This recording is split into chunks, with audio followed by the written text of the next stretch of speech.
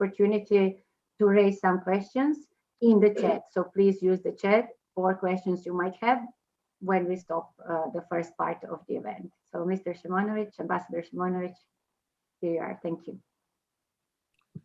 Dear Ivana and young activists, it is a pleasure to be with you today. I admire your dedication and efforts. They're definitely worthwhile. On October 11, we will celebrate the 10th International Day of the Girl Child, an occasion to recognize girls' rights and unique challenges girls faced around the world, as well as the power of adolescent girls and young women as agents of change and leaders.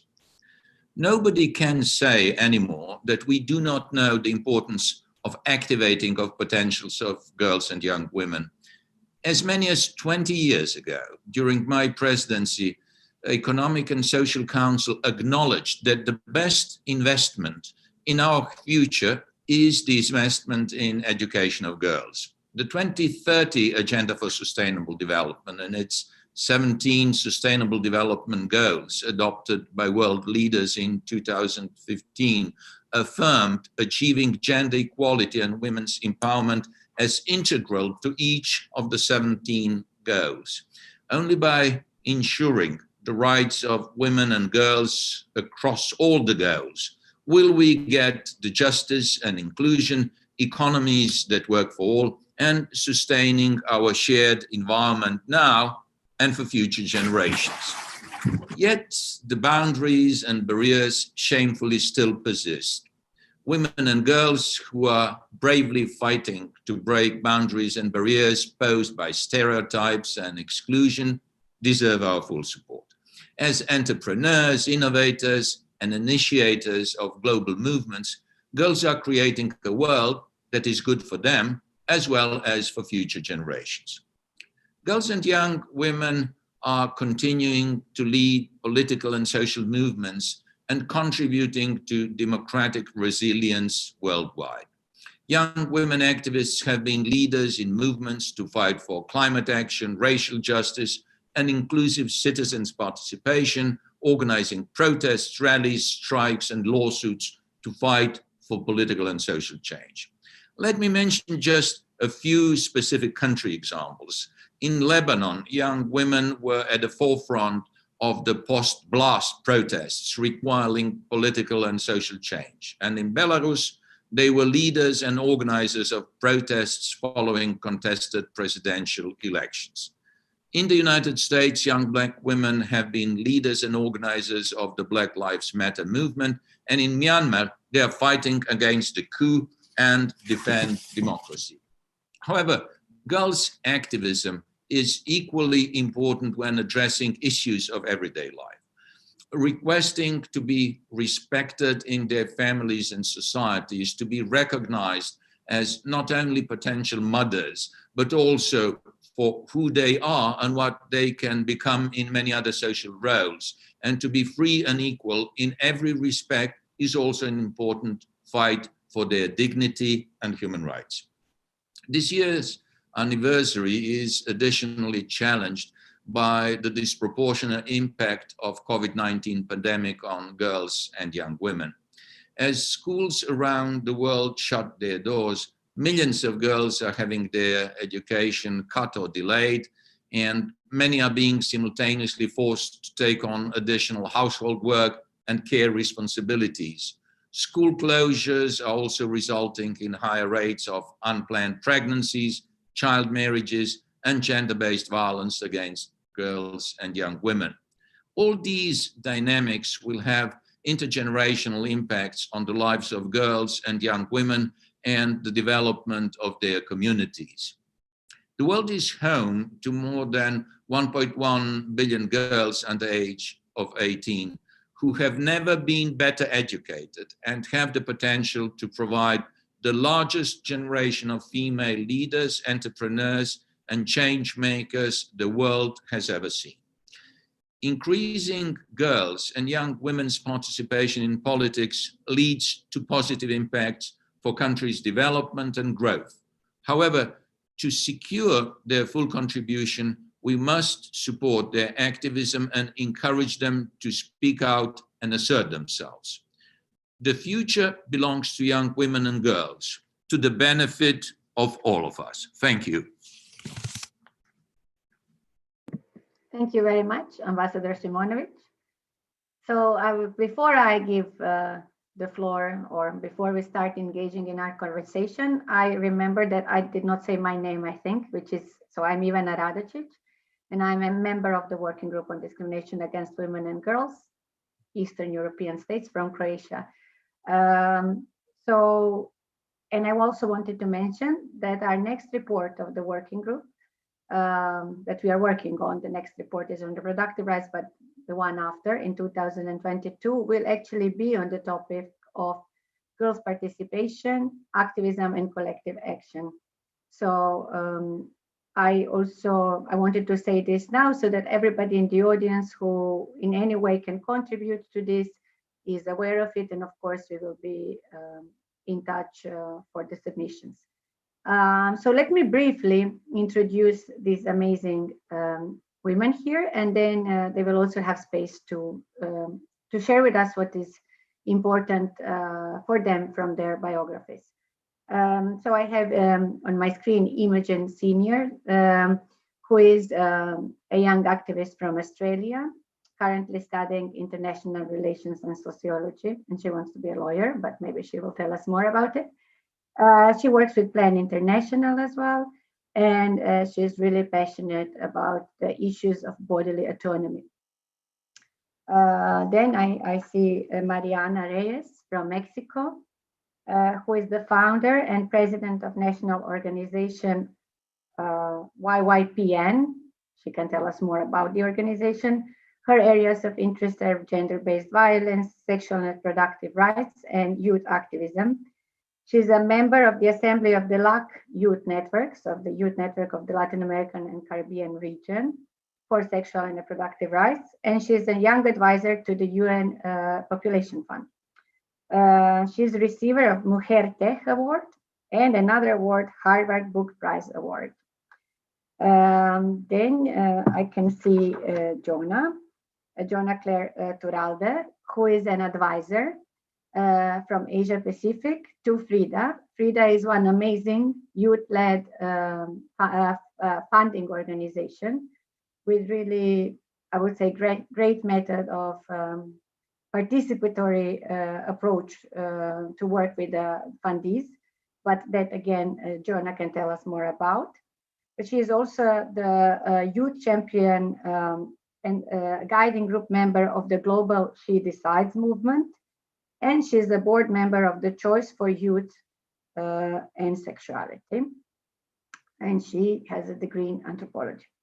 Then we have Rose Herhe. She is a women's rights and land rights defender from the Philippines, also a child rights advocate and volunteer teacher of indigenous schools in the southern Philippines. And she is the active member of Save Our Schools and the steering committee member of Sabokan Youth, which is a grassroots indigenous women organization. And finally, we have Samantha Chidodo, which I'm very thankful that she's participating, and I thank you and women. And then here we really experience the divide which some of the activists are working on, where really some of the things we take for granted, such as internet access, is not equally available to all. So thank you, Samantha. She organized girls in her community to start Nanga. She's going to tell us more about what that is. She has had quite a life experiences, which we will see to what extent she wants to share. And she is a member of the Rosaria Memorial Trust. So she will be telling us more about herself as well. We are missing Sofia. We don't know what happened with her, the activist from Romania. So we will see if she comes. It's really very, very weird times for many of the panelists, because we have them from Australia to Romania, the Philippines, Zimbabwe. So really a wide variety of countries with the different time zones. Okay, so let me start with the first question that I would like all of you to answer, which is, and maybe we can give Imogen the priority considering it's what, almost 2 a.m. in Australia, in Sydney. So how did you start? What are some of the stories you want to share with us? What inspired you? How did you get motivated? And I shared some of the issues you work on and some of the organizations, but if you want to give us a bit more about of what really drives you and what you are doing, that would be great. Thank you. Imogen, you can start. Hi, I'm speaking from Indigenous Wurundjeri land in Australia. I'm a 19-year-old student and activist studying politics at the moment, and I work with Plan International Australia's Youth Activist series. Within this series, we focus on media engagement, youth-led research and participatory processes, campaigning and policy. And last year, my activist work centred largely on leading youth-led research into the visions that girls and young women had for a post-COVID, if we can call it that, society, interviewing over 1,000 girls globally in in-depth interviews, quantitatively and qualitatively. From this, we created a vision statement which was upheld by 6 pillars of a just society. In terms of my own personal journey, growing up, I was always very concerned with justice, worrying my little self over issues and attending candlelight vigils, writing to the Prime Minister about, Australia's policies surrounding offshore detention. And as little power as my words seemed to have back then, I managed at that young age to channel my anger into something productive. And I found a power in not being as palatable as I'd been socialized to be. And so from that, the power of my language, my sadness, and my shock stayed with me. The fight started becoming my own personal activist fight due to the kind of slow, insidious creeping of fear and anger that leaks into our lives as women. The fear of co-workers, of people on the street, the fear of inevitable failure, exploitation, and the need after all this to remain palatable in our anger and our drive and our strength. Specifically within my work, I focus on bodily autonomy and self-determination. So liberating marginalized genders from a system in which I don't believe justice can be achieved, not aiming for mere equality within a patriarchal world. I focus on LGBTIQA+ rights and how this intersects with gender activism. For me, my activism, it isn't a theory. I think it's not something I work for. It's very tied into who I am and the way I live in the world. The need for gender equality is evident in every aspect of our lives, in our jobs, our confidence, our body image, our relationships, our well-being, in how we love, how we walk. And so for me, I can't separate my life from the politics of feminism, from the politics of queer identity, from oppression and from power, because my existence, my body, my identity are all political. Thank you very much, Imogen. Mariana, could you continue? Yeah, sure. So while I began getting interested in the feminist movement at a very young age, maybe 10, 11 years old, searching to advocate inside my school, I believe it was until I was 15 years old that I wanted to maybe get involved on a governmental level or on a state level on the issue. And I had these two contexts. So I'm from northern Mexico, from a very conservative city. That's one of Mexico's biggest cities, it's Monterrey.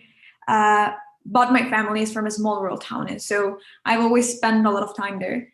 And I was able to perceive the difference in context and the difference in choice that we have between these two zones. And so my childhood friends from there, when I was 15 and I was planning on going to high school, they were already planning on having kids. And I feel that it was a great shock because it was basically because of a lack of geographical opportunities.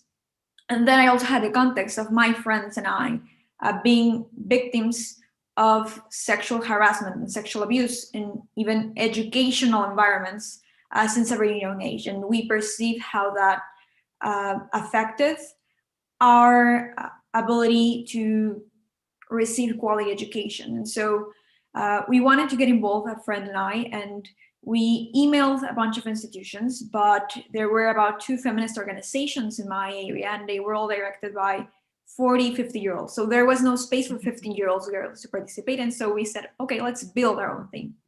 And we emailed like 30 institutions, and again, only one of them answered. And I feel like as being not only young persons participating, but 15-year-olds and minors participating, we had a lot of these barriers that were cultural. And as we got involved with institutions, we saw them even more. Then we began going to schools to give these conferences, and we had to dress up and wear blazers and wear a lot of makeup because we had to look older, because maybe teachers would not want 15-year-olds to be teaching other 15-year-olds about gender and about sexual education. And we said, our work is great, but we're doing someone else's work, which is government. And then we began getting involved in political advocacy, and this was the place where we saw even more differences in the way we were treated, because there's a lack of spaces for young people, and the spaces for young people go to young people that are at college or already have a degree. And when you're a minor and you want to participate, there's even more barriers, because you can't compete in curriculum with someone that's 10 years older than you. And also on an institutional level, for instance, to gain access to different grants and financial support, you have to be registered, but you can be registered if you're not over 18 years old. And so we had another barrier there. And I feel that that's something that has marked our work. And for instance, now we have a program that's the organization's clubs program, in which apart from the field work and the advocacy work we do in the organization, we train girls in different areas of Mexico into doing grassroots activism in their communities. And that's something that makes me very proud, because we have gotten the chance to work with girls from small towns that tell us, this is the first time that something called feminist is made in my hometown. And I feel that demonstrates our power as young people of creating, of innovating, and bringing different perspectives to our contexts. In that sense, I've recently seen advances, especially in intergenerational collaboration in the feminist movement, because the pandemic has pushed us to innovate and to become digital. And now older feminists have actually contacted us to get our help. And I feel that there's a lot of opportunities for young girls to get involved in that area. Thank you very much, Mariana. Sorry for disappearing for a second. I was hearing you, but couldn't because of some emergency. See you. Okay, let's continue with Jonah. I see her there. Thank you, Ivana. I just want to say that what my co-panelists are saying is very resonating with my experience as well. So it's also an honor to be here side by side by this young feminist I already admire. I started joining youth organizations since 2014, with just an initial drive to volunteer and be active outside of school. I eventually joined a number of rights-based organizations. At first, we're relatively on youth engagement, and then I did advocacy work for indigenous communities. I did news writing for our university newspaper, and accidentally found a way to be more engaged in young feminist and SRHR spaces. So as we mentioned a while ago, I'm currently part of a lot of international organizations like She Decides, IPPF, and Choice for Youth. I am in the reproductive health and rights space due to personal reasons and actually familiar situations. One of my cousins was raped and got pregnant at 16. We were the same age at that time. And all of my aunties in my mother's side didn't get their chance to finish school because all of them, there is 4 of them, became adolescent mothers. Actually, I don't want to dwell again and again about these stories in an international audience, actually. But the prevailing question within myself in encountering this is how can, a society of dominating conservatism be able to even understand these situations that teenage girls are in? That's why I'm actually motivated to do something, to end this cycle of generational poverty and the lack of genuine girl-led and adolescent-led organizing. It's really I think my forever mission to build the younger generations of self-determined young feminists, as like my co-panelists here, and build a culture of normalizing, girl-centered participation. Then that's the reason why I joined FIDA as a girl researcher in 2018 and later joined as an advisor just this 2020. So this exposed me to consistent, decision-making spaces. How I joined as a girl researcher shaped my feminist values. It provided to expand my network, not for me, but for the organizations that I work with. And this journey in being involved firsthand in the decision-making processes like the CSW. This leads me to how we at FIDA, we promote meaningful girl engagement in our governance. And we ensure a representation of girl expertise in our advisory committee. So we have girl advisors who bring their expertise and perspectives to shape FIDA's issues, supporting specific outreach during grant-making processes. And we are inclusive to reach girl-led and girl-centered groups. FIDA Teenage Girl Advisors, we represent different communities, identities, abilities, and backgrounds. So in particular, we at FIDA, we recognize that young feminist organizers, young women, trans, and intersex youth play an important role in seeding girl-led initiatives, meaningful engaging girls to feminist movements, and consequently, like all of us here, bridging generational divides between young and old activists. Thank you so much, Jonah. Rose? And hello everyone, maayong gabi, magandang gabi. So some my students or other people call me Teacher Rose. I am an active member of Sabukahan, a unity of Lumad women from Mindanao, southern part of the Philippines, and I am also staff of the Saver Schools Network. Our organizational work is a child and women-focused organization, non-profit, non-government organization asserting for indigenous people, especially Lumad children, right to education, self-determination, and fighting. We are fighting for climate justice. So Sabukahan, together with different support groups, we are able to build our own schools, and we call it the Lumad Schools. It is an IP, Indigenous Peoples School, serving the best interests of the Lumad children in Mindanao. And also, I am the one of the petitioner against the extension of martial law in Mindanao way back 2018, as we experience the threat in our lives during its implementation. And a lot of human rights violation, forcible displacement, and even detention of teachers, Lumad volunteer teachers, and one of my co-teachers, Teacher Yulita Toleno. And today, I am also one of the petitioner against anti-terror law. No, way back then, where I started my journey and became participating and progressive organization in the Philippines on late 2015.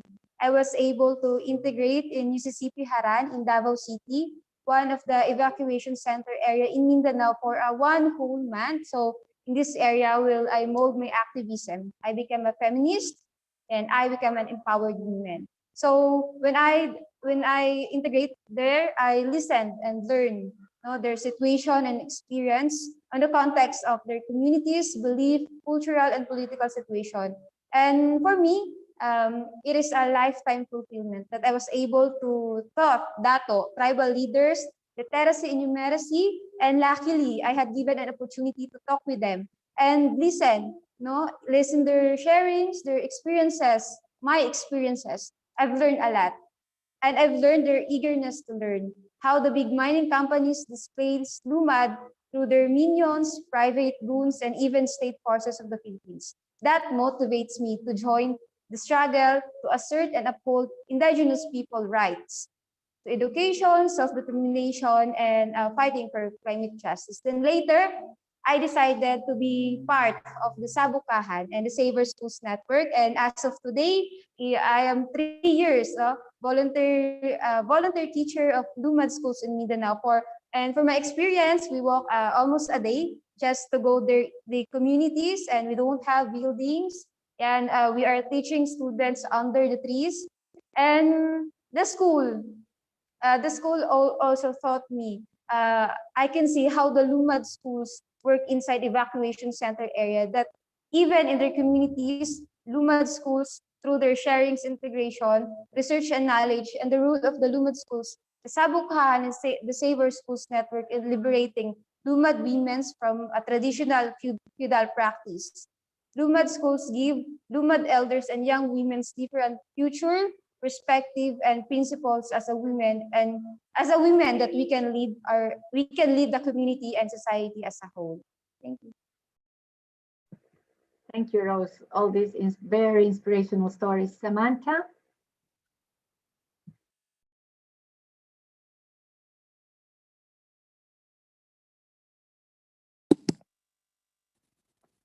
Hello. I don't know the video. Yeah, go ahead. Hello. Yes, Can you hear me? yes, we hear you now and see you. Thank you. Perfect. Okay, let me tell you a bit about myself. I've been married at 17. Hello. Go ahead. Okay. Hello.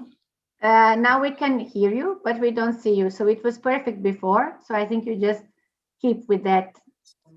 So, Okay. so we don't, yes, that's great. Yeah. Okay. I have been married at 17 and it was a forced marriage. Moving into a new life as a child bride was so hard because the responsibilities were heavy. I was never be in love with my husband. And this was the time where I started to learn to love my husband. Unfortunately, after a year, when I gave birth to a baby boy, my husband changed. He started coming home late.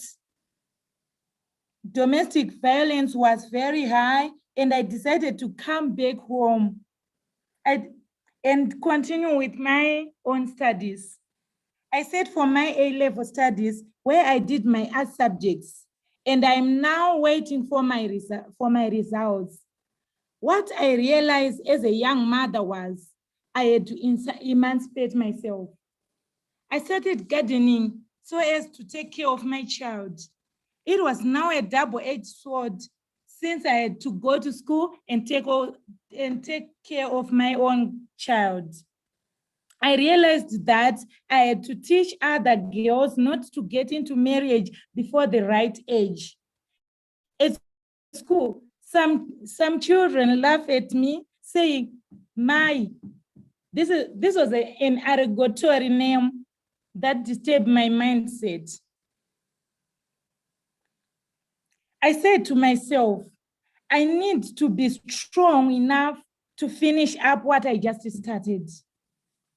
The society was another heavy blow to my life. They talk and talk, but this doesn't stop me going to school. It was a painful moment, but I thank God I'm now waiting for my results. My wish is to continue with my studies up to university. I started activist work. With the help of Rosaria Memorial Trust, I created a group of Nanga girls in my area.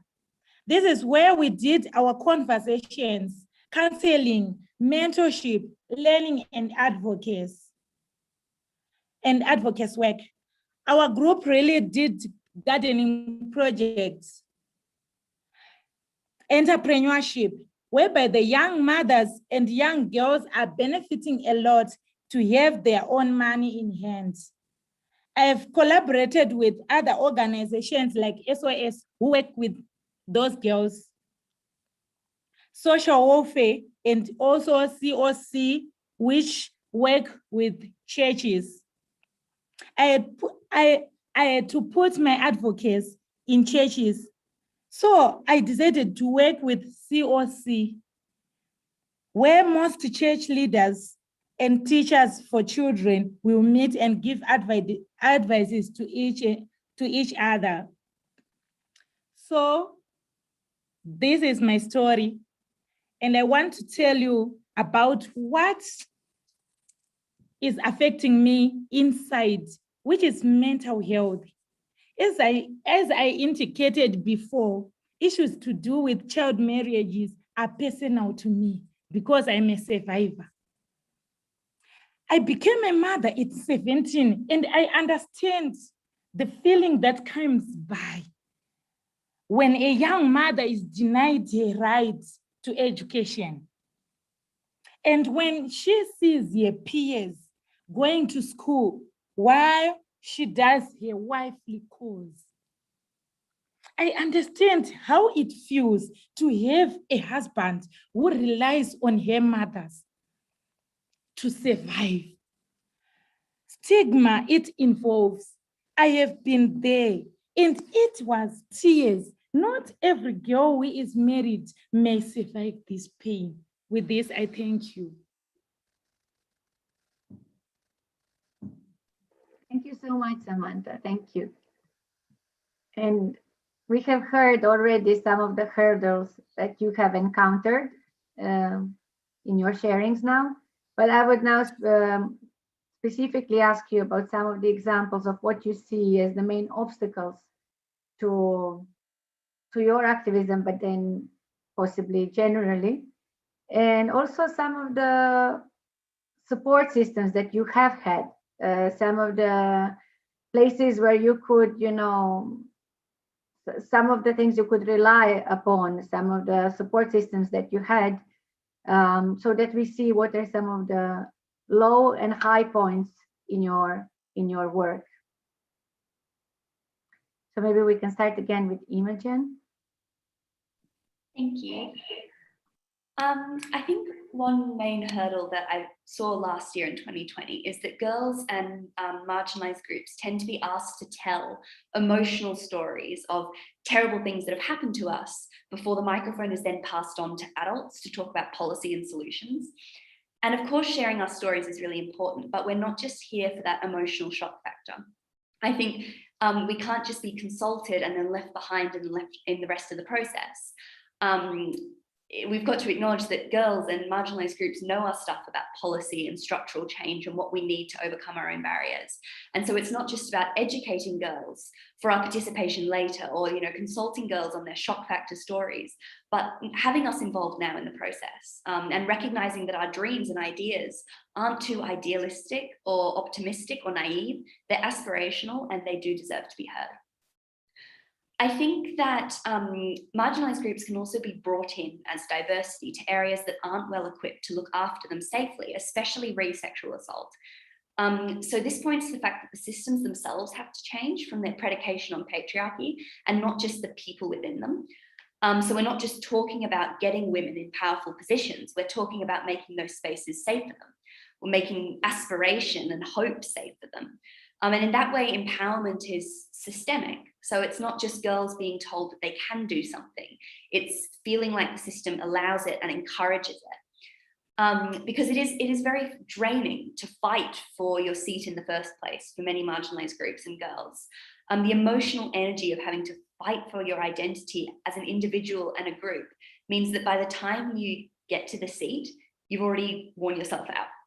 And so I think there's a marked difference there between the type of entitlement and assuredness that dominant groups in society feel in their positions of power. The fact that they can just focus on the job instead of changing the system and affirming your identity from the ground up. I think all of these point to the fact, and this was largely discovered in our research, that the road to justice is in no way linear. So none of the events you focus on, none of the issues you focus on are isolated. And that's a major barrier I've encountered, is that you can't just focus on one issue without looking at the bigger picture. And so all of the pillars that uphold a just society are incredibly interrelated. So resource distribution is tied into the feminist movement. Cultural norms are tied in with the pay gap. And issues of LGBTQIA+ rights, rights for, you know, racial justice and anti-racism work is intricately tied in with the feminist movement. I think for me, the main support system that's helped me through some of these hurdles, and I can speak specifically to this, would be spending a year in a program with other activists. So I think that the support that girls and young women in all the diversities can lend each other is just phenomenal. And it renews so much hope that the world can get better. I think that we have this kind of unbridled hope as youth for what we want to see in the world. and this idea of an openness to new ideas and learning in people. And so I think that collective action and support is one of the best supports we can offer each other. Thank you. Mariana? Yes, so I would first begin speaking about barriers with a lack of spaces. And this lack of spaces means that if we are participating, we have to build most of them. And that's very difficult when you are beginning, when you do not have this network. And, you know, even if there are spaces for young people, they are often occupied by older young people and not by girls. And so to access the spaces, we need this certification that's based a lot on curriculum and experience, but you can't expect a 15-year-old to have the same experience than a 20-year-old. And I'm sorry for not having a master's. I'm 18, and that does not mean that my experience is less valid or does not need to be taken into account. And, you know, I've actually experienced these spaces in which they're expecting me to participate and have this certifications. And so, you know, I think that causes that you begin not presenting yourself with your age, but with your accomplishments. And getting those accomplishments is also based on privilege.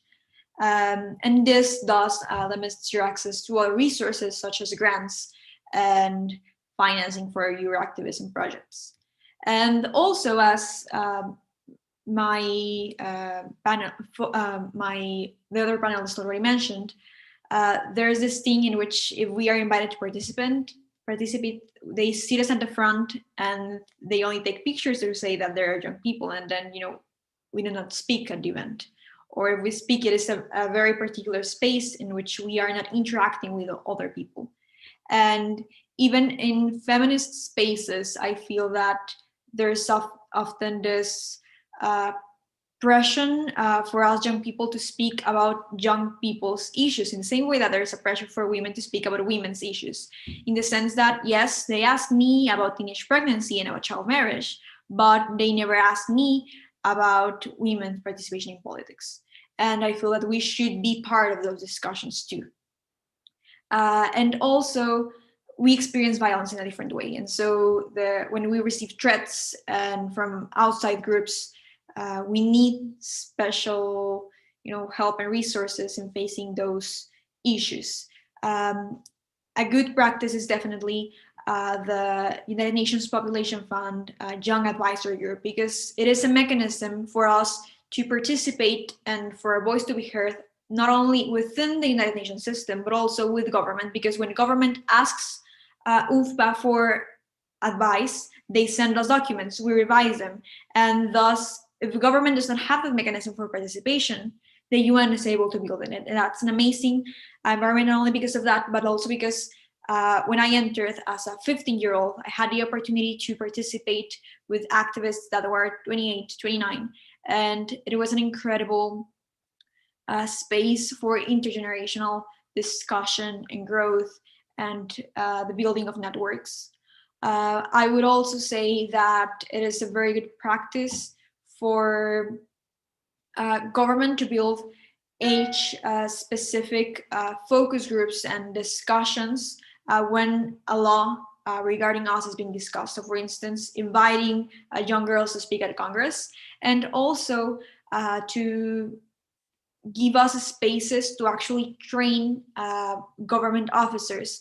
An example of this is a program that UN Women had last summer, in which they invited me to speak to Latin American government officers on intersections between child-based violence and gender-based violence. And, you know, from that space, I was able to collaborate with other governments. And for instance, I trained police officers in Mexico City on the same topic. And I feel that it is very important that institutions give us the exposure so that we can demonstrate that we have things valuable to hear, and then we can translate that message to other spaces.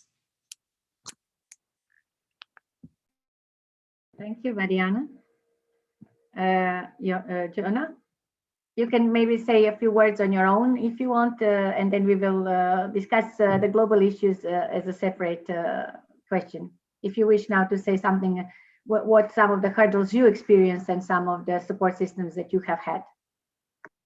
Thank you, Ivana. I think this will be short and sweet because I think I'll tap it a little bit more later on discussing our research, but I really reflecting with Imogen and Mariana, it's the same, especially when I was just starting in these spaces. It's the same when you're just tapped to speak in a tokenistic manner and not really being involved in participating, in telling your stories, in telling your narratives. And maybe just adding to what Imogen and Mariana said, it's a more of putting a mentorship, there's no structured mentorship for adolescent girls when they're just starting. We're just like put out there without any specific participatory approach that we can be part of. So yeah, I think I'll dwell more later. Okay, thank you. Rose? And so here's our biggest hurdles. No, here in the Philippines, as a LUMAD volunteer teacher, we are double displaced, double deprived. No, the students were double deprived by their right to basic social services and education.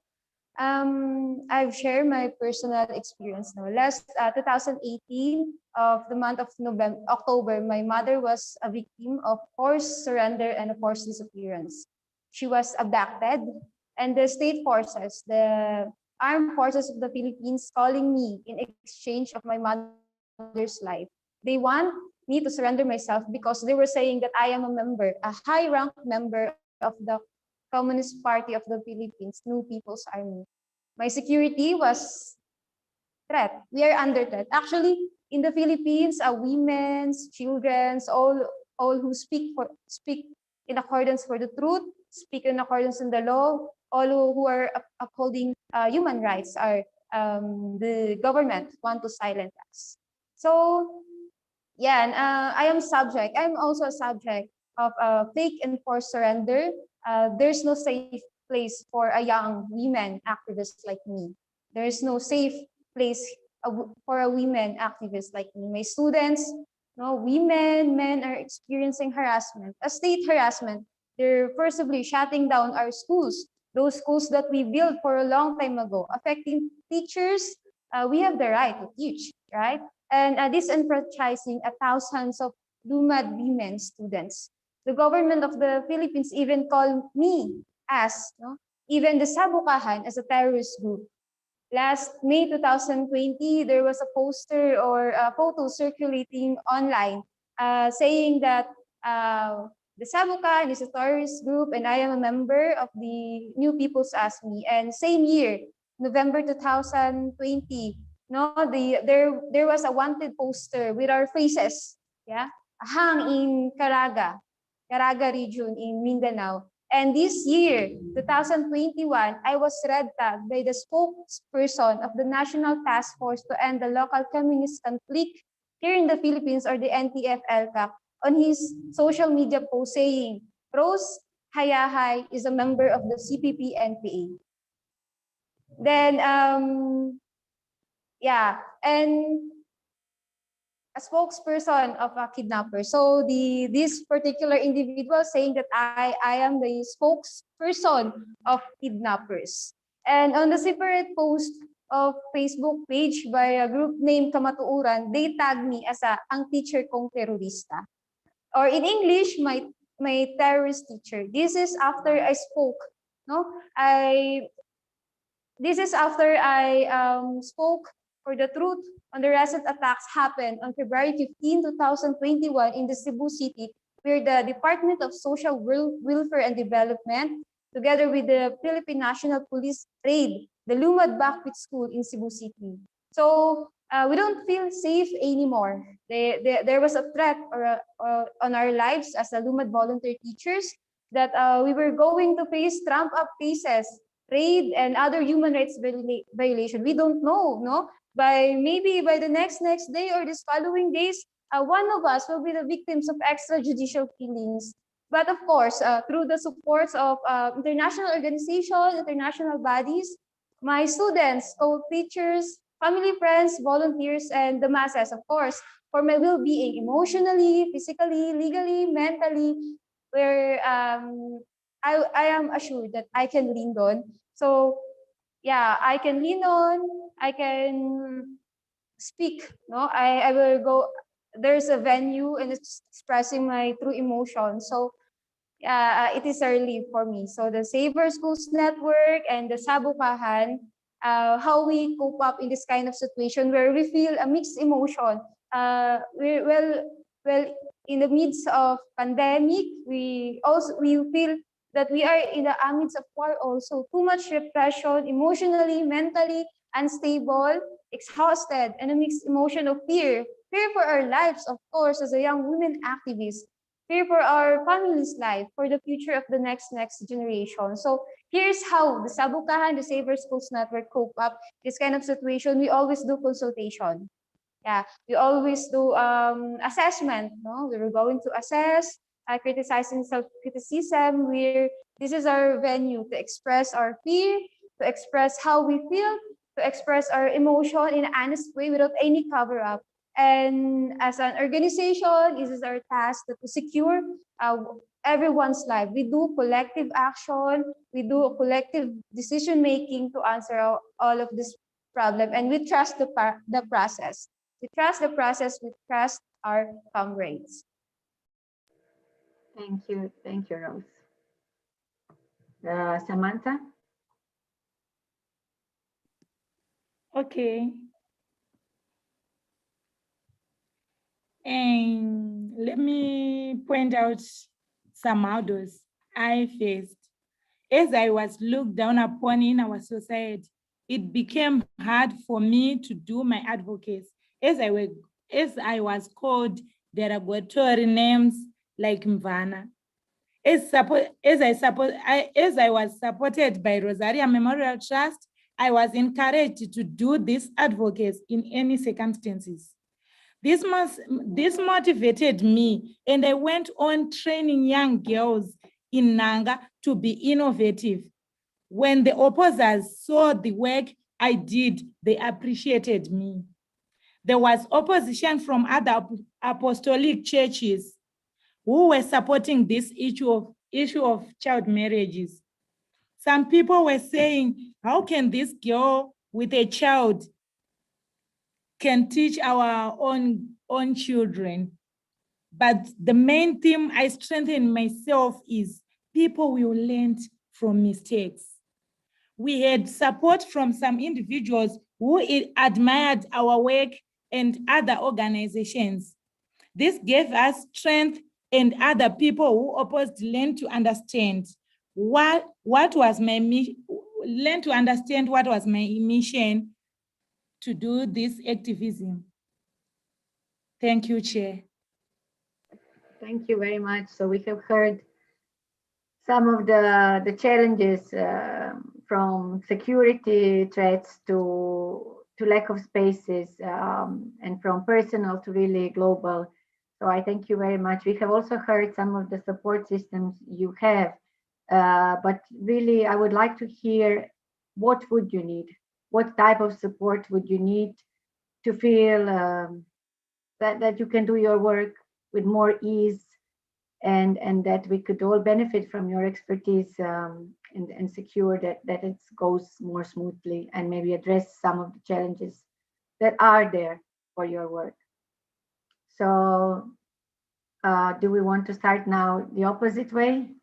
Maybe Samantha, would you start with, if you think of any support you think would be helpful, like what types of support would be helpful for you and people in situation like you who want to do something for the benefit of the girls, but are struggling with stigma, as you said, are struggling with lack of resources, are struggling with cultural norms. So yeah, so what type of support, if you think of something, and from whom would be useful? Okay, I think we need support mainly in gadgets. We don't have gadgets. As rural girls, we don't have gadgets. As a young mother, I need to have a gadget so as to Google, to go and at the internet, and so what other people will do. Also, we need support on how to run a business.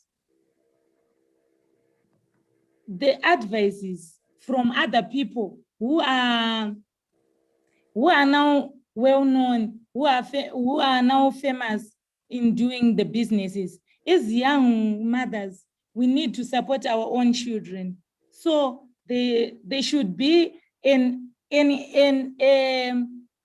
they should be somewhere we can get our own capital.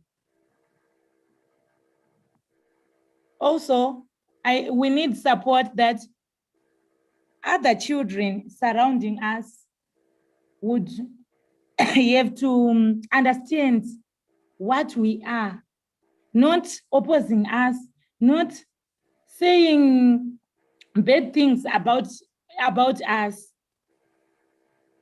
I think that's the support we need we just need this from other organizations or even the government. I also need the support that the re-entry police would be scaled up. So as every girl who got into a child marriage should have access to go back to school. Thank you. Thank you so much, Samantha. Rose, the same question. And so the Save Our Schools Network, the Sabukahan, urgently need your solidarity support. We need your solidarity. We need your solidarity statements and action. And of course, lobbying our cause and situation in any international bodies, and to continue our campaign. Save Our Schools Network campaign, the Save Pantaron campaign, and these are the changes, no, that we need to state at different public and political spaces. First is non-criminalization of indigenous people, assertion to right to education, health, land, and self-determination. Second, non-criminalization of women's active role in political activities or movement. We are not criminal, we are not terrorists.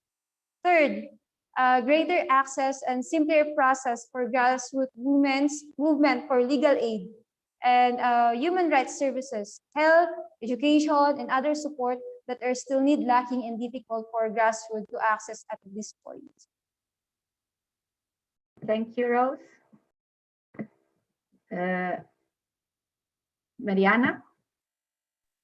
Yes, so I would first mention horizontal spaces, and I remember a lot of consultation where I met Ivana because it was one of the few spaces where I felt that the focus of the event was not appearance, but hearing. And I feel that we are often invited to these public spaces and not to these small events where we are seated at a table and are spoken to as equals. On second place, I would say mechanisms to build alliances inside of institutions. So for instance, I will always have this issue of, well, we have no contact with a congressperson.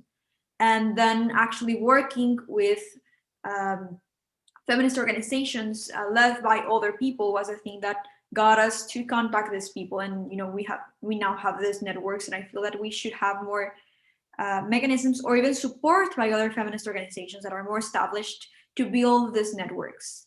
On a third place, I would say that there needs to be resources that are specifically directed towards minors and non-registered organizations, because you can't ask us to compete with other 30, 40-year-old organizations that are also seeking resources.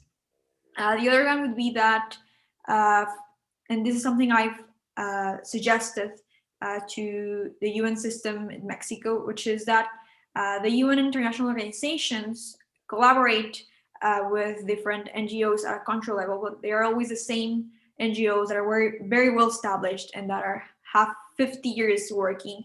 And I feel that there should be a bigger effort to contact feminist organizations that are Jew-led and that are not only on Mexico's capital, because also most spaces are for the people in Mexico City.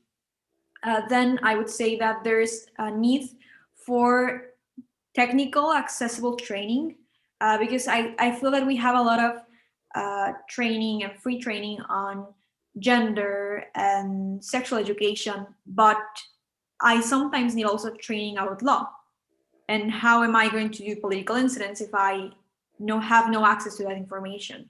And we need that thing that's more concrete maybe and very abilities based. And finally, I would say for our work to be valued by institutions. I've had events where I speak and my fellow panelists has a PhD, and then I find out that she's being paid and I'm not. And that's hard because we finance a lot of our activities based on giving conferences and participating in events, and then we take and we invest those resources in our work. And I feel that that demonstrates also a trend of institutions seeing us as tools to prove something and not as people to work with. Thank you. I'm writing everything down as well. Okay, Imogen, please. I'll speak first to the kind of theory of what I think support should look like, and then kind of add to the kind of very specific recommendations that my co-panelists have brought up. I think the words at this working group ring very true for me in terms of support. So that of kind of sustainable, peaceful, and just activism. For me, sustainable support is one that kind of continues into the future. So it's maintained and inclusion is made easier through that process. And for me, this looks like not just inserting women into positions of power without then making it easier for more to join. Making power and positions and those spaces more accessible. And in this way, I think that this type of support can't just focus on the individual. It's about creating a legacy that will mean that women and girls and marginalized groups after these support systems have an easier way to access that support and power. Secondly, I think that peaceful means a type of support that completely does away with that constant threat of violence. So we're not talking about the kind of illusion of peace, of feeling safe in a society that's predicated upon violence against women. We're trying to get that feeling of safety at a personal and a structural level. And so in order to achieve this, support needs to address law as vital. So obviously you can't tackle these massive discrimination issues without having a legal basis, but it must also support activism that is centered around biases and attitudes, fear, self-hatred, that plague the rest of our existence outside of those legal frameworks. And so the kind of more insidious components of the patriarchy that, becomes personal. And for me, finally, a just support network means we're not just talking about equality, but a sense of morality, of justice, a doing away of the need to be palatable. And with this kind of support comes a sense of calm, of achievement, not having the constant fear of anger or critique of power, but having faith in the support systems that we've enacted. And with justice comes the absolute necessity of intersectionality in our feminism, because if we're not just talking about equality between this binary of women and men, in order to achieve justice, we have to kind of move beyond that to an idea of the way that all these issues intersect, and making sure that we're looking at this kind of very diverse array of issues as an intersectional problem to be solved. These foundations lead us to very specific recommendations that we found in our research through Plan International.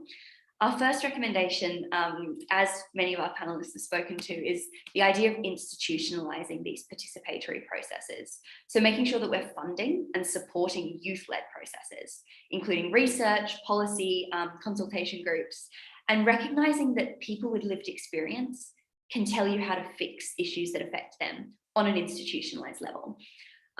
This means that policy has to be co-designed with those most affected by political issues. So we need spaces within workplaces, and those spaces to be institutionalized and preserved.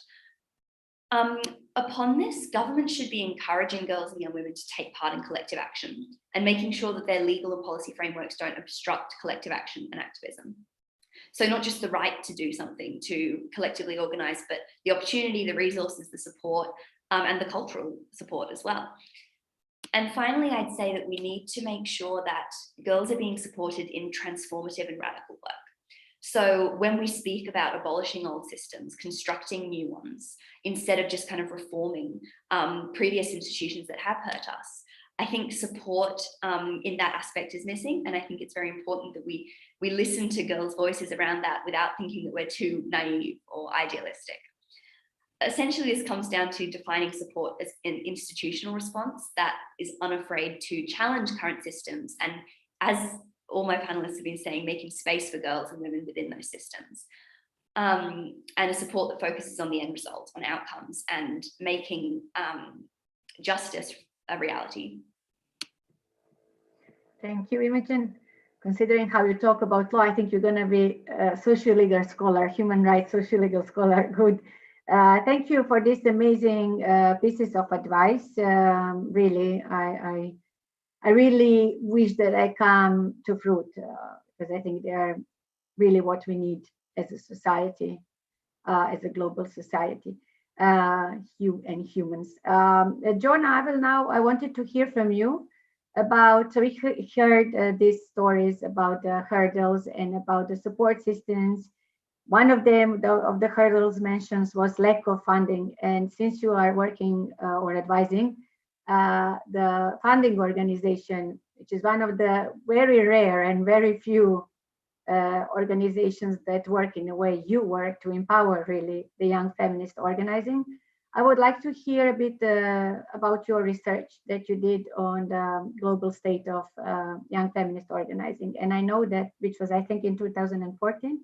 And I know that this year you also did a research on actually, again, the funding, the funding situation. What was it?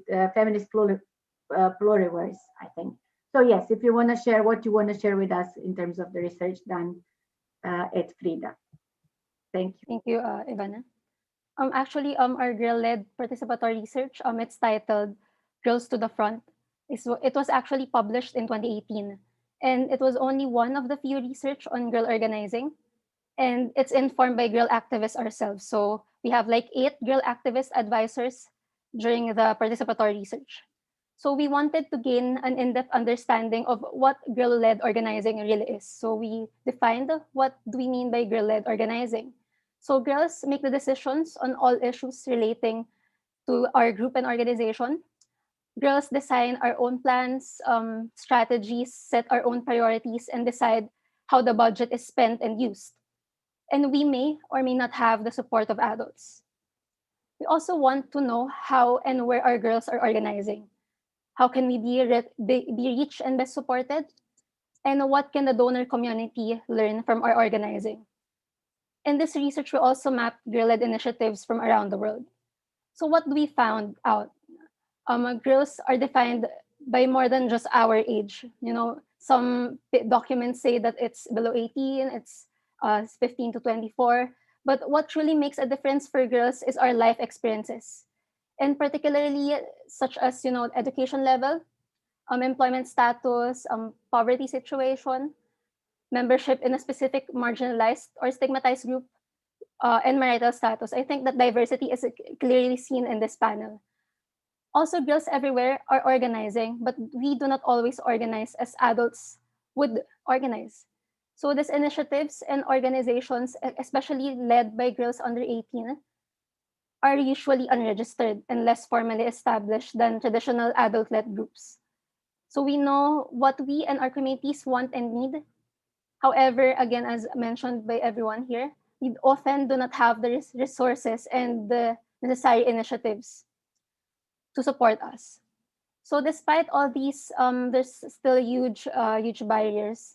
So there's a lot of stereotypes within adolescents, and then the closing space for civil society, you know, the outstanding opposition and backlash, you know.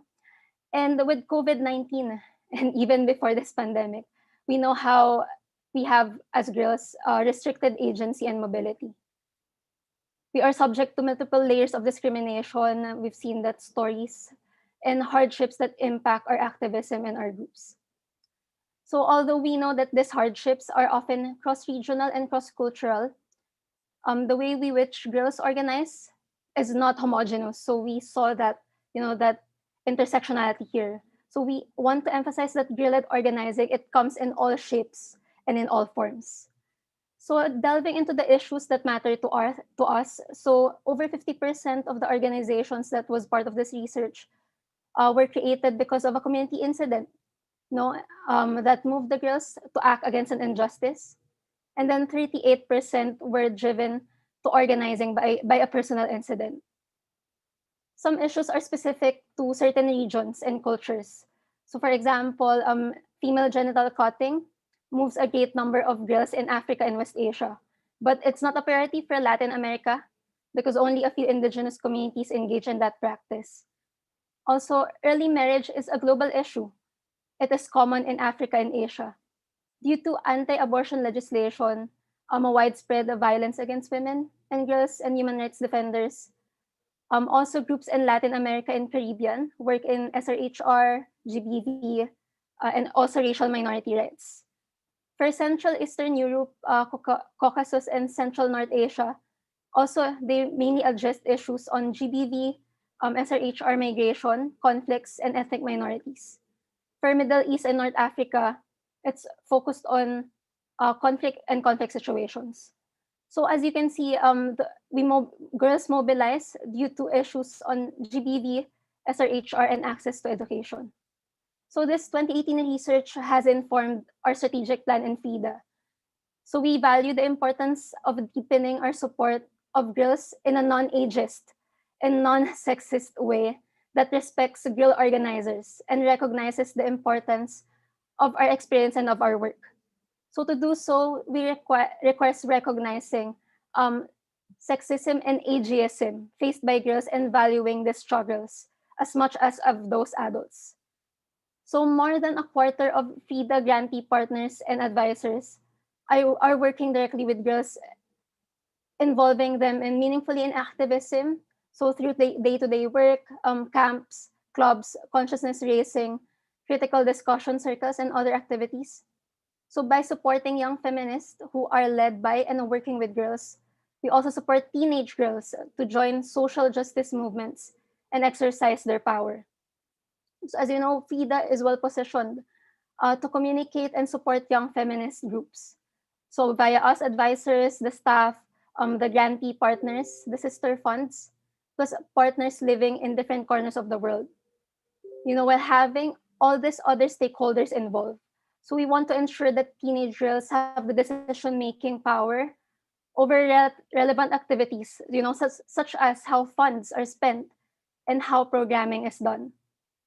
So we're committing, to continue providing this core, flexible, and long-term funding to unregistered. So this is some of the barriers I myself personally experienced, that when you are part of an unregistered group, you're not seen as something to be given a funding to. So FIDA is committed to do that, to give funding to unregistered, to grassroots young feminist groups led by and centered to girls, and also providing strengthening grants, special grants, online learning, transition grants, and networking opportunities.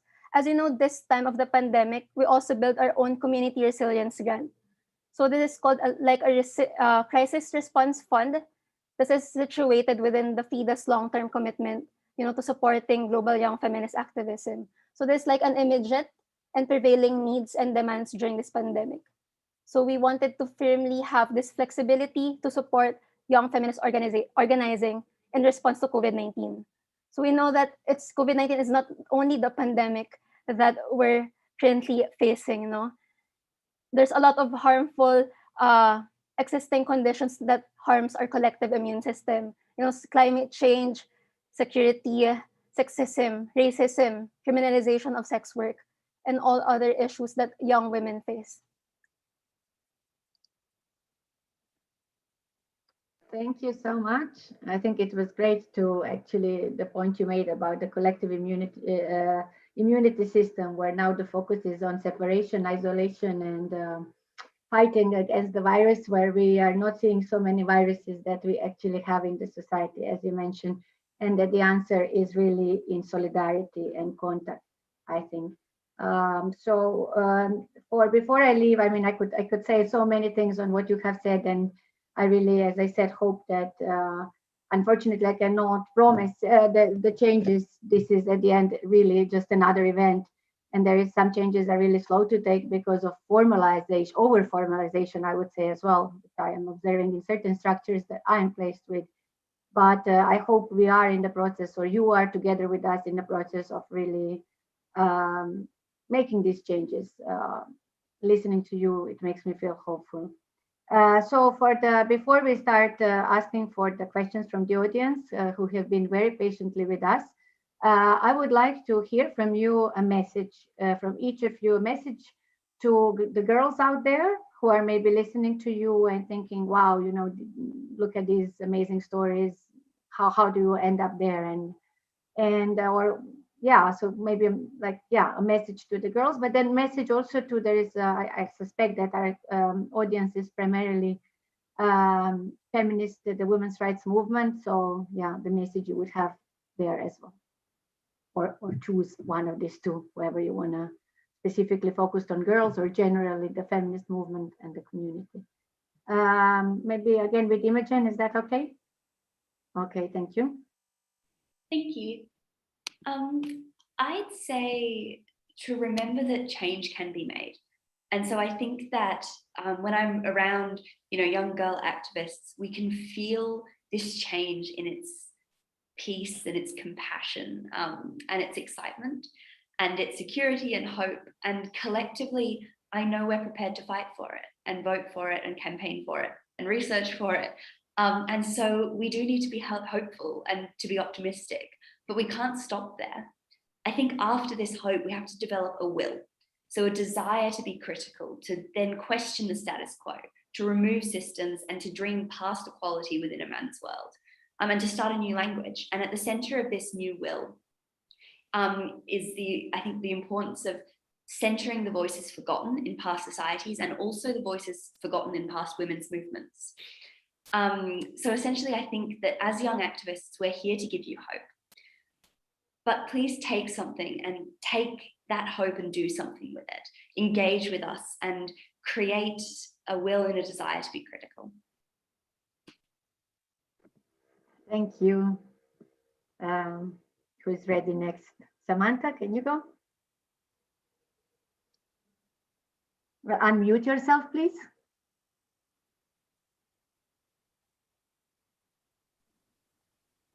Hello. Yeah, we hear you. And see your smile. Okay. My message is there's nothing out there. Marriage is not easy. Keep calm and educate yourself. Don't skip any stage of education. Let marriage be your last stage because it is full of sorrows than happiness. Emancipate yourself first. Get your own money so that you can stand by yourself, which is self-reliant, than to rush into marriage and look upon the husband. It would be always tears than smiles. Also, early marriage doesn't last for a long. You need to mature first and later on being married. Being married before mature age is like throwing yourself into a big hill of fire. So as an experienced child mother, I beg your mercy to put education first and married later. You are future medical doctors, lawyers, and female presidents who are targeted to be stalled by child marriages. It should end, and you are the one who can end it. With that, I say thank you. Thank you. Thanks, Samantha. Great. Rose? You finished, Samantha, no? Just to make sure if Yes. Samantha finished, yes? Yeah, I just wanted to make sure that you finished, that I didn't interrupt you. Yes. Okay, thank you. Rose? Yeah, so for all the girls, young women out there, I am encouraging you guys to speak up and fight, against violence, against fascists, racists, and repressions amid pandemic, because we young women, we the future of the next generation, are the inheritors of the world most worst case scenario. So after all this fear that we feel right now, hope is stronger than fear. So we should speak up, fight, laban ug padayon. Thank you so much. Thank you. I had goosebumps there. Mariana? Yeah, so I would like to mention to other girls interested in activism how important it is to value your voice and your experiences and what you have to say. When they send me an opportunity in which they are asking for 5 years working with gender-based violence and child-based violence, I say, well, I've experienced it for longer. So does that make me qualify? And I feel that when you are that convinced of the value of what you have to say, it is when you can push for it to be heard and for spaces to be open for it, because you realize how much society is missing out. And society is definitely in need of hearing your voice. No, Mariana, thank you. Yes, we are all needed, I think.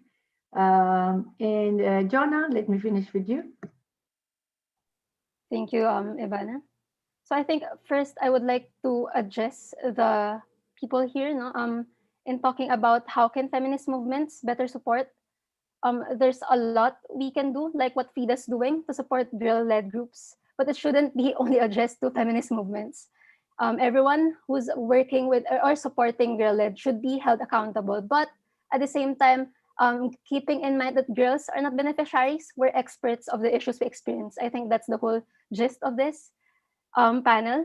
And that's why to all young girls who's also watching here, please demand for your efforts, participation, expertise, and activism to be recognized in all these platforms.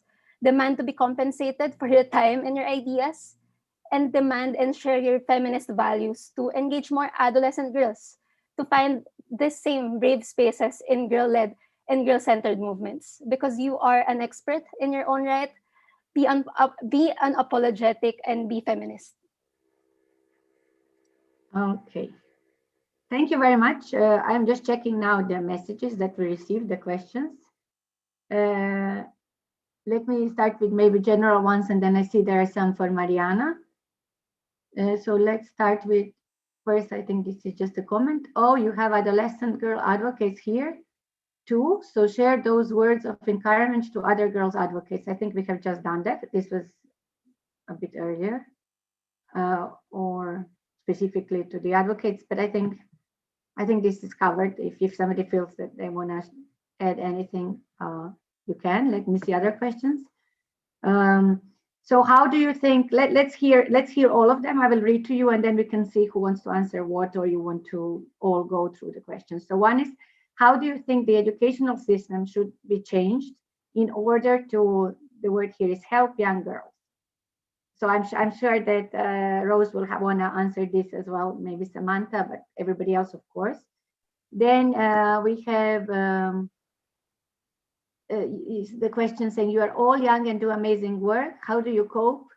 Everyone's expectation in leading your movement. Thanks and keep up the good work. This was Parahidwa from Indonesia. The other question on education was from Dominique Sport. And let's now maybe answer these two and then continue with those that are more specific or addressed to a certain panelist. So whoever wants to answer the question on education, who wants to start? I'm not going to call you, so please unmute and share with us. Yeah, can I answer for Miss Ivana? Sige, Yes, so please. for first, education will help the younger women's and the future of the next generation. If education and its orientation and objective is to serve the less fortunate, if it is free, and if its objective is to serve the best interest of the country, of the communities. Yeah, if the education is not a fascist, feudal, and colonial and commercial kind of education. So yeah, we could create a brighter future for the next generation if This, if we can change, transpose this kind of education into mass-oriented, nationalistic, scientific kind of education for the people. Thank you. Great, thank you. So if anybody feels they want to add something, there's quite a lot of questions, so not everybody needs to answer everything, but feel free to take the floor. Does anybody want to add something? Oh, no? Then we can move to the other one, which was, what was the other one? Who remembers? I think it's how do you cope everyone's expectation in Exactly, reading exactly. Because I'm reading parallelly the new ones, so I got a bit lost. Thanks for helping. Yep. Do you want to, Jonah, start this then? I think at this point, there's a lot of we need to first acknowledge that there's a lot of expectations if you're already in the spaces that we are occupying right now. I mean, being part of international conferences like this. But I think it's more of in coping for everyone's expectation, I think we shouldn't cope. It should be you're asserting that that you're asserting you're asserting more of yourself than just actually dealing with other people's expectations. And with that, you know, asserting yourself, asserting what you needed. I think it's more of as well the value of mentoring, so that that expectation won't be also upholded to another young person or a young girl, because it's just mentally speaking, it's just added to the burden that a young girl already experiencing. So yeah. Anybody else wants to add something on expectations? Sometimes we also put our expectations on ourselves, which is also can be draining. Imogen? I'd also say that I think a very little of the activist work that I've experienced is ever just an individual. And I think that we have this view of activist work when we come to conferences like this as, you know, one individual girl kind of leading this stride. And so a lot of expectation is placed on her shoulders. But in reality, on the ground, when we're doing this research, when we're setting up our organizations, it's incredibly reliant on groups of girls. And I think that largely the way that we cope with expectations is through that kind of solidarity that we experience, the sharing of responsibilities, the sharing of that passion, that means that you're never actually by yourself. You're never solely responsible for people's expectations. And I think that to acknowledge that within the activist movement, it is an incredibly relational and community experience, takes away a lot of that expectation on a, you know, the neoliberal kind of one woman striding forward against all of society, that aspect. Thank you. Anybody else? Then let's see other questions. We have two for Mariana, but let me just go to first those that are for all. So you have a message of support from Caroline Seaman. You girls are all phenomenal and a huge inspiration to the feminist journey. More importantly, your activism presents hope, capitalized, for our world. Please, can you share your ideas about how the development sector can best support you to be better effective, so you're not overwhelmed, giving hope to the people, to the world? So how can development sector better support you? Hi Ivana. So I think I can answer first. So at the Yes. local level, I feel that we're just part of consultations. You know, for example, there's a need for a bill. For example, we're doing we're having like a preventing adolescent pregnancy prevention bill, and we're just asked to be consulted at the very last part of the consultation. So the bill has already been in the part of at the level of interpellation, so at the level of debate at the Senate. So we don't have the chance to, you know, to add our insights, other perspectives genuinely. So I think it's important that all throughout the process, and even in research processes, that from consultations to evaluation, we're there. So we're being heard. We know the process that we're being part of and what the results are. So it's not just a one-time, big-time thing of involving girls and young women. Anybody else want to add? There are still questions. So Very quickly, to the message about hope, I'd agree that youth do offer this kind of unique perspective and this kind of unbridled passion that comes around hope. But sometimes we get caught up on that hope. We sit back and we go, oh, look at the future generation is going to do so well. And then people who currently have power sit back and feel inspired without actually then enacting what we've been talking about. And I think making sure that you focus on that hope and then you take that hope and make and implement our suggestions and listen to us and institutionalize our voices, so that we're not just considered as kind of inspiration and a little bit of hope to then continue on with the track you were going on, but it's actually really valued voices in that process, and as kind of experts as well. thank you. Okay, so then it's another one about how activists here can support you. So the activists listening to you, what do you expect from them in terms of the support? And I think some of you have already kind of spoke about that, but if there is anything additionally any of you want to say, please do so. I would say that it is a lot of help when you acknowledge the value of giving more spaces to young voices and use your platforms to invite them and to give them a space to share their personal experiences, and to do so in a horizontal way in which, if you have the chance, you pay for work. And apart from that, I would also say, if you are an older activist that has a certain tools or abilities or knowledge, please reach out and share that with us and extend your availability to train younger people that may be in need of help.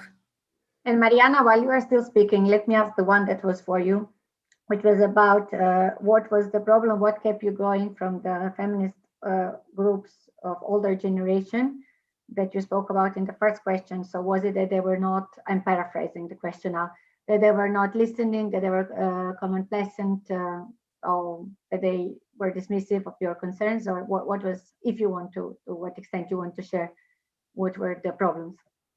Yes, I would say, first of all, it is a matter of power structures. And, it is very hard for a 15-year-old to feel comfortable reaching out and going inside a room with 20, 50-year-olds that know way more than I do of certain things.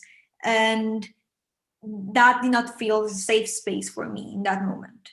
And that's the first thing. And while I do mention a lot the importance of intergenerational collaboration, I also recognized the relevance of creating youth-led and youth-based spaces, because we have particular experiences and we can connect with each other in ways that we can't connect with maybe people that have or that are currently experiencing different things. And so that is something that we have through this organization, and we always speak of gender equality by youth and for youth, because we need a certain language. We need to be speaking of certain issues in certain ways, so that our participation can be inclusive. Maybe they would be speaking about, how can we advocate inside our workplace, and what, I need information on how I can advocate at school.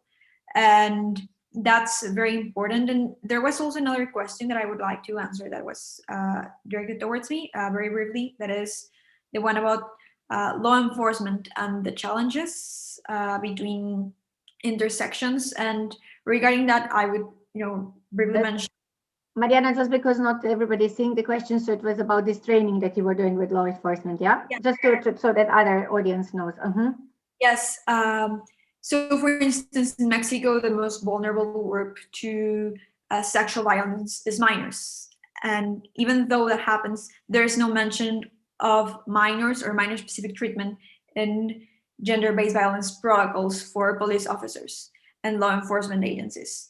And so, for instance, sometimes girls arrive to these spaces and they want to report a crime, and they ask them, you need to bring a parent with you, but it is a parent who is abusing them. And so they can't have that support from their family.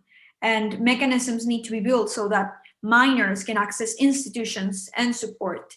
And if we do not include minors in the process of making policy and ask them, why didn't you reach the institution, we won't be able to hear what's the kind of support they need or the spaces where they need institutions to be present. And so we need to be pushing for these scores that we're managing regarding gender-based violence to be translated to actual protocols and policies. Thank you. Okay, then you have some questions about, from Bernice. One is, how can you hold your leaders accountable? And what are some mechanisms you can put into place that you hold yourself accountable to your agenda? I'd like to start, Ivana. Mm-hmm. I just want to say that Rose and I were both Filipinos, and as you can see, we're in a different spaces. For example, I think I want people to acknowledge that girls' activism is not homogeneous. For example, I don't want to speak in behalf of Rose, but how repression that she's experiencing and she mentioned a while ago is I don't experience that. So I think that acknowledgement that some girls are privileged enough to be in these spaces, but there are some girls who need to be not better supported, but to hold our governments accountable of the things that they're experiencing, this repression and this violence that they're experiencing.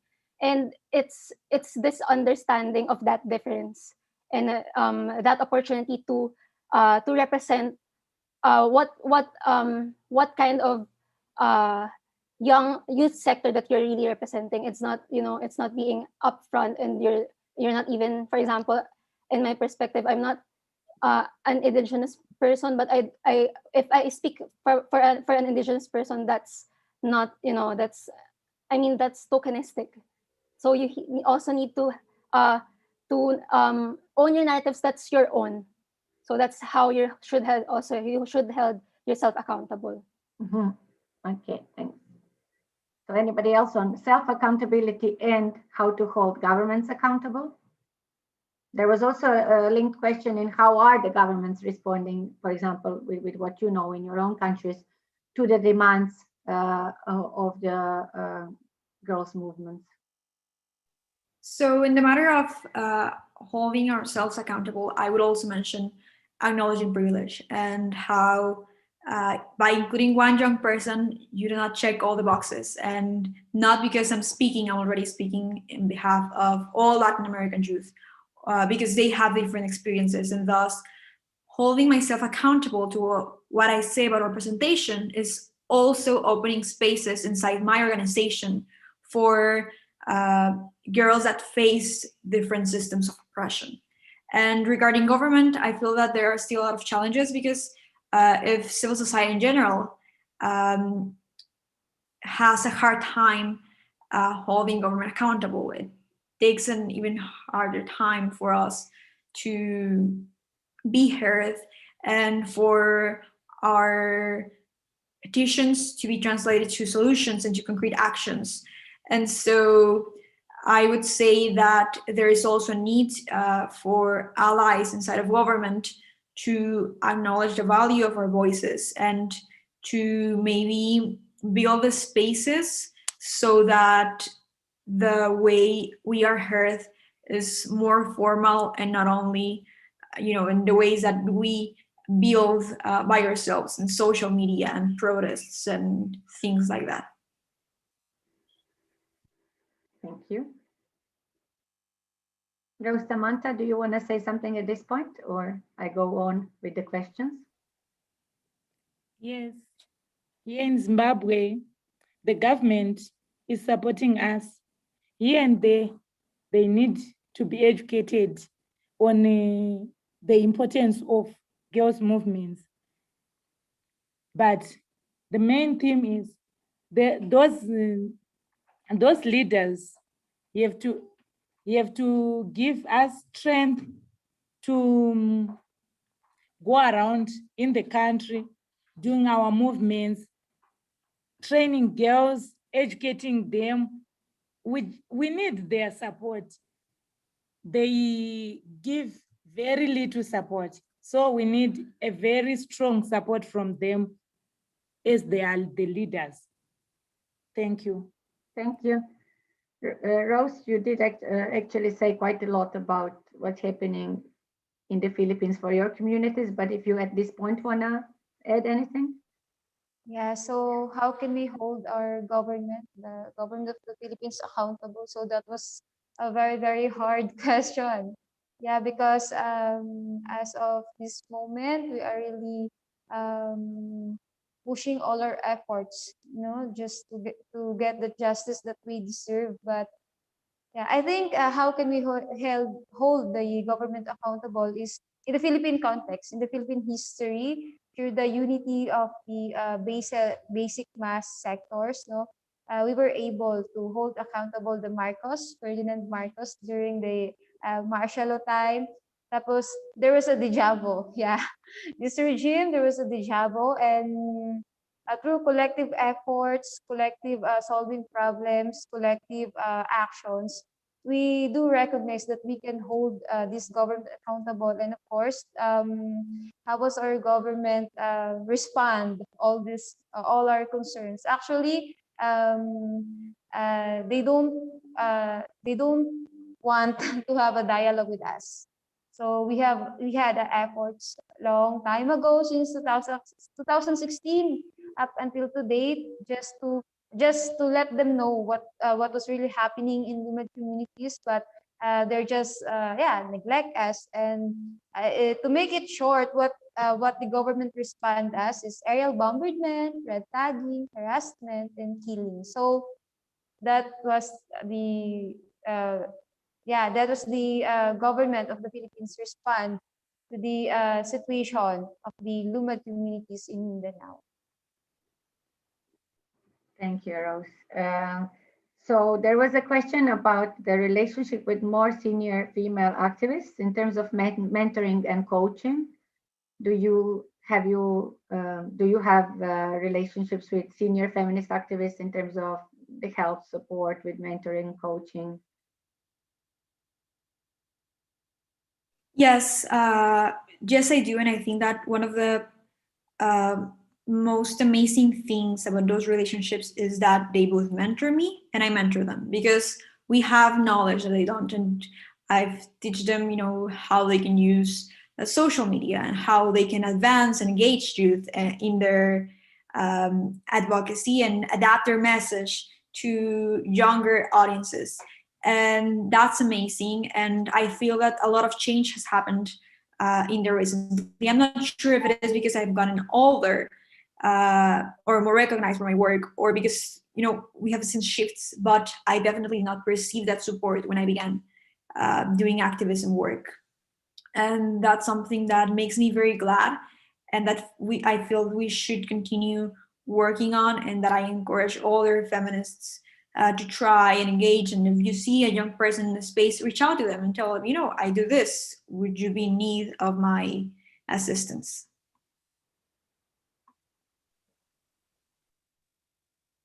Rose, I think she wanted to speak. Yeah. So how the elders mentoring us. So here in the Philippines, we had an organization it is an organization of indigenous women all over in the Philippines. So how by Kakay Tolentino mentoring us. So she introduced the women's right. We have a forum, a webinar, and of course, she keep on challenging us that, oh, you young indigenous people, you should speak, or you should speak and uphold your rights. You should not be in fear. Now you should keep on fighting for our land. So she keep on encouraging us like, oh, we are in this kind of situation, but we will never ever step back. So we keep on marching forward, and we are at your back. So this is what how the organization mentoring Lumad schools and Sabukahan organization. Okay, thank you, Rose. Anybody else? Maybe then it's a good time to say, okay, you have sent the emails to young girls, but maybe these emails can be used also by feminists, human rights activists, advocates who are listening to us, to, if they have something to offer, they have heard your stories, your organization, your organizations, the issues you work on, maybe to reach out as well. Because yes, the systems have to change and the work is larger than just doing this, but it does start with our own action and the small things we can do. Let me see what other questions we have. So we have from, it's anonymous person, that who is a part of a large organization and want to include new ideas that could improve the organization, but seniors leader doesn't approve. How to deal? I don't know if you want to give advice, because it's yeah, I leave it to you. Then we have, I'll read a few that we didn't answer, and you see if you want to answer to what. Okay, this we kind of covered, but not fully. It was how the countries have been doing in listening to young women and girls' needs. I think it was connected to this other question that you mostly answered. Mariana answered about this law enforcement training. There was one. How do we keep women safe in such volatile and violent times around the world? If you have any ideas. And I think we covered all of the questions, which is good because we are also kind of at the end of our time. So if anybody wants to share, how do we keep women safe in these hostile times? And what to do when maybe younger people working in organizations with senior leadership do not maybe are not maybe interested in newer ideas. So regarding the question of how do we keep women safe, and I want to relate that to the other question about how has government received this message from us and this requirements that we have for safety and for institutionalizing our petitions. And I also relate that to how the law enforcement respond to when we work with them. And I think that's something that we need to recognize is how government and government officers are not living in a bubble separated from all the stigma and discrimination that is faced and practiced by the rest of society. And thus, a lot of mechanisms inside of it need to be created so that we can access to institutions in a non-violent way. Because then what happens is that we have very re-victimizing processes that not only disencourage us from accessing and reaching out for help, but that put us in danger again. So I would say that for discussing how can we keep women safe, the first thing that we need to do is to build safe spaces inside of institutions. And I link that to how government has responded, because there are great challenges in that maybe the officer that contacted me for giving that training, yes, we're very eager to hear about a young person, but not necessarily the rest of police officers did.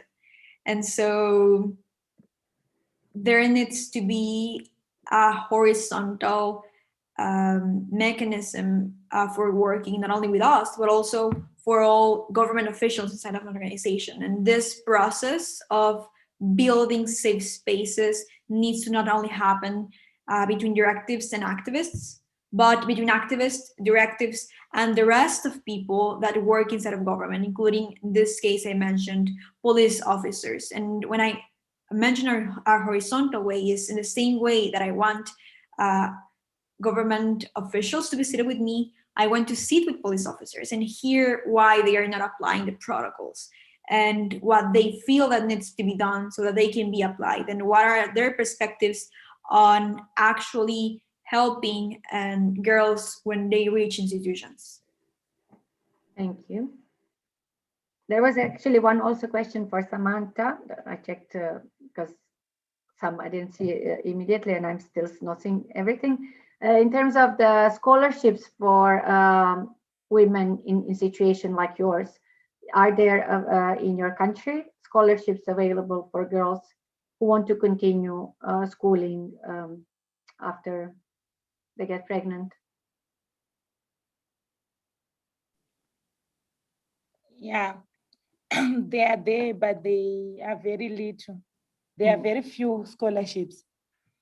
Some of the girls in rural areas doesn't have access to get those scholarships. They'll be got by those who are in urban areas only. Okay. Thank you. Yeah. Okay. Okay. So we have really. Go on. Hello. Yeah. Go on if you want. I wanted to answer the last question. How can we keep the women safe in this violent situation? And we should tell them to report any case of abuse. We should build safe spaces for them, for those who are abused, so as to go there and stay safe. We should taught them to stand by themselves, so as to avoid the abuses. We need to empower them, give them projects, so that there is no way they can be abused. Thank you. Thank you, Samantha. Okay, if nobody, so a last chance, but really then a super short message from you. If not, I just want to also give space if Ambassador Simonovic has also a very short message before we conclude. So anyone who would like to speak?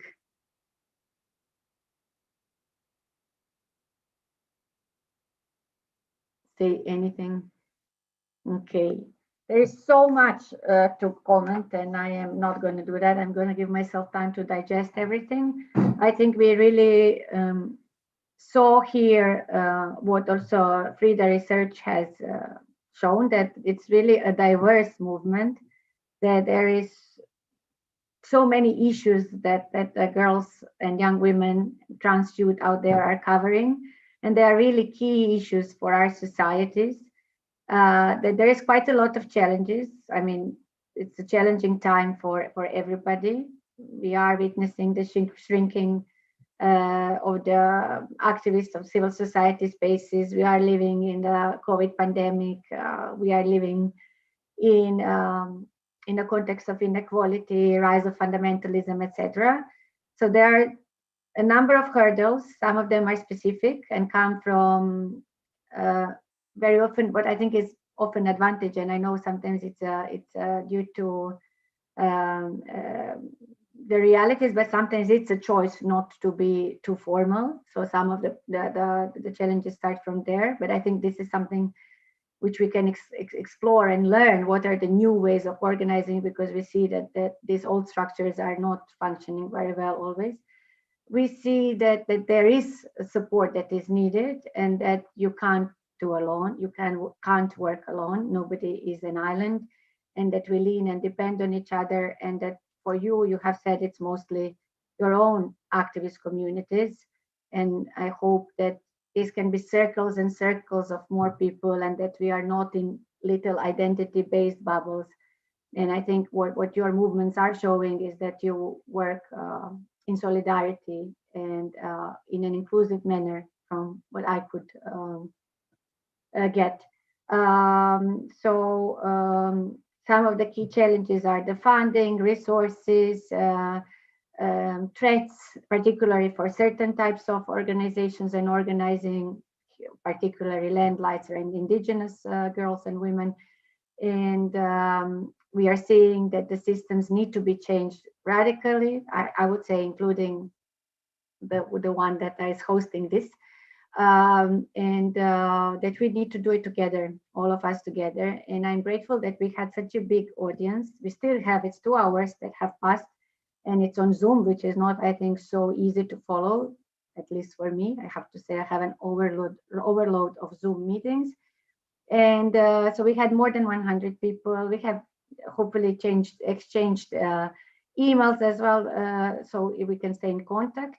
I want to thank everybody involved. I want to thank each of you. I want to thank Ambassador Simonovic. I would like to thank Plan International, particularly Anya, and I will give her the last word if she wants. I would really like to thank the staff at the Office of the High Commissioner of Human Rights, who supports our mandate, all of the wonderful women there, but in particular for this one, Roberta and Hannah. So they were part of this, really, even though now they don't have faces on. So I'll give the last word to Anya if she wants to say something, and I am sending my best regards to all of you, and I hope we collaborate again soon. We will. Thank you so much, Ivana. Yeah, on behalf of Plan International, I just want to thank everyone who has been present during this webinar today. And in particular, I want to thank the girls and the young women that we had sharing today their experiences. It's been a really rich discussion. Thank you for taking the time to share with us your personal experiences, what you are passionate about, what you believe needs to change in the systems. And I think, as Ivana said, you know, our systems need to change in order to make space for girls and young women like you to be able to have a seat at the table and to design that table. We sometimes like to use that phrase that it's not just about having a seat at the table, it's about designing the table. And so we, you know, it's a challenge to those of us, you know, working in the sector. It's a challenge to UN institutions to change the way that we're working in order to make space for you. So yeah, just thank you again.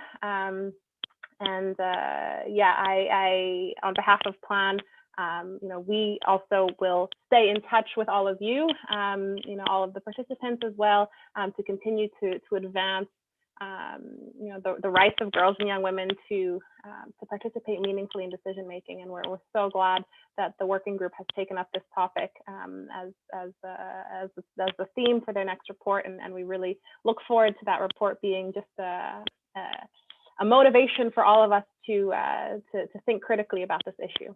So thank you so much. And with that, I think if Ivana, you have no further comments, we will end this event.